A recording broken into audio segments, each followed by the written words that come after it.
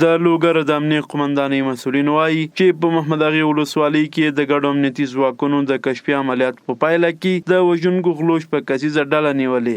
نو تقریبا هلته امنیتي مجاهدین نو بیا تقریبا د استخباراتو کسانو د قومندانۍ کسانو دلته رسېدګي کړې وه. تقریبا یو ځای دغه ګرفتاري پر یو ځای باندې کړې وه. تقریبا 6 کسان ټول سره تقریبا دلته دستګیره شوي دي او دوی تقریبا ټول سره خپل په جرم یعنی بیا لکم تادید بیا لکم تازیره دوی خپل اعتراف کړی دي چې دا کار موږ کړی دی. دوی زیاتوي چې دغه 6 کسانو خپل جرم منلی او په وینا یې چې د چړو په زور یو کس شهید کړی او 15 لک افغانۍ ترې وړي دي. هغه 6 کسان چې په خپل جرم باندې کاملا اعتراف کړی ده او دوی دا منلې ده چې د 15 لک افغانۍ په مقابل کې دا قتل مونږ انجام کړلو.